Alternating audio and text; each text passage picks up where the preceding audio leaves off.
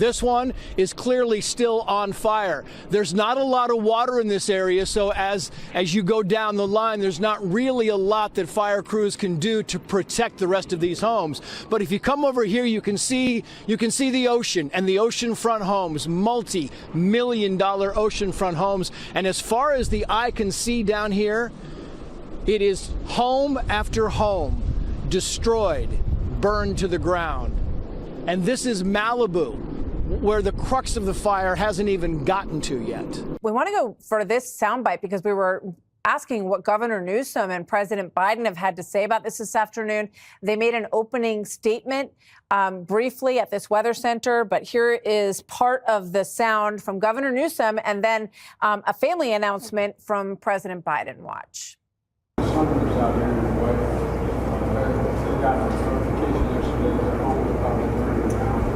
Today, they're still standing and not sure. But the good news is, I'm a great grandfather as of today. Granddaughter. I'm a baby girl, baby boy. So I remember this day for a lot of long. Announcement of a great grandchild, and also that Hunter Biden's house appears to have been spared. More to come. That is the story for today. We'll see you right back here tomorrow. Let's go live to Capitol. So thank you very much. We had a great meeting. There's great unity. Whether it's one bill or two bill, it's going to get done one way or the other. I think there's a lot of talk about two. And there's a lot of talk about one, but it doesn't matter. The end result is the same. We're going to get something done that's going to be reducing taxes and creating a lot of jobs and all of the other things that you know about. But this was a really unified meeting, and I want to thank John and everybody for. It was a great turnout. You know, this was came here for the funeral tomorrow. We went over to Blair House. I went over with First Lady. Met the Carter family. They were lovely. They were really. Very sad, but also they were celebrating because he was a very fine man. I knew him a little bit, but I knew him only as a fine man. Then we came here, we had a meeting, but it was a really good meeting, very strong, and we'll get something done. One bill, two bills, doesn't matter to me. They're going to work that out, but the end result is going to be the same.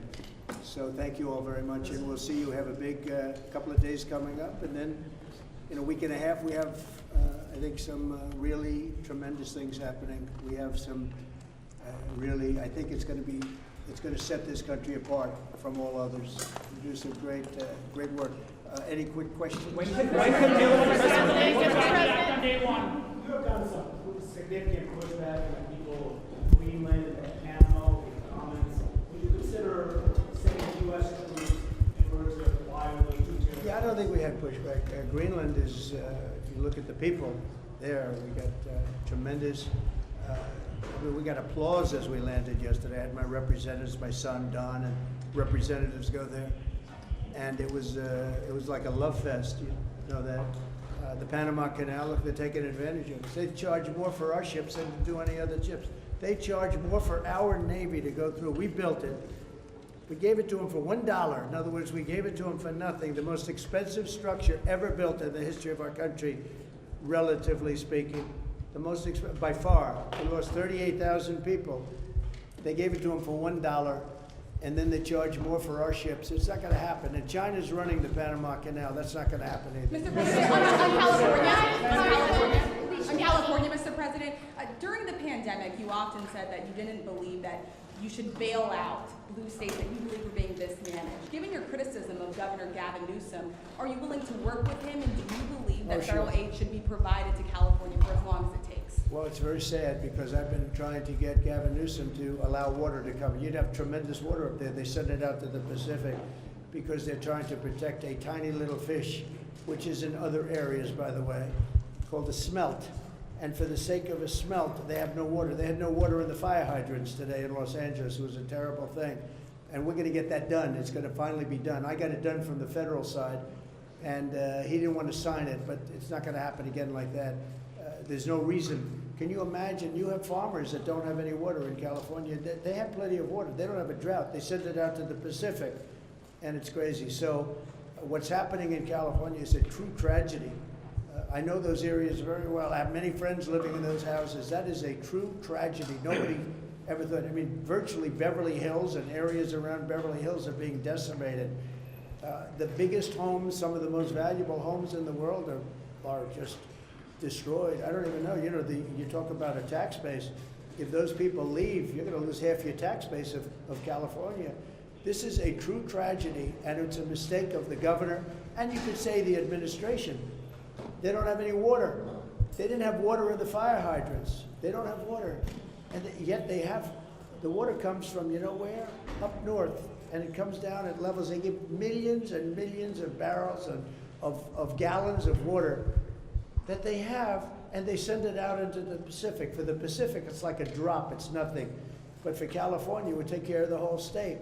So what's happened is a tragedy, and the governor has not done a good job. With that being said, I got along well with him when he was governor. We worked together very well, and we would work together. I guess it looks like we're going to be the one having to rebuild it. But what happened there, I don't think there's anything that I've ever seen quite like it. And the insurance companies are going to have a big problem, because you're talking about big, big dollars. Liz Cheney, so Biden pardoned Liz Cheney. What's your message for President Biden? He said he Oh, might. I thought it was ridiculous that he did that, but we have more important things to talk about. Liz Cheney was, she lost in the Republican Party, as you know, in her state, by the biggest margin in the history of a politician running for Congress.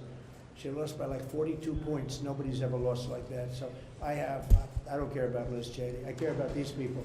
Deportations. What does day one going to look like in the Trump administration? Number one, we're closing the border. It's going to be closed very strongly, and it's going to be closed.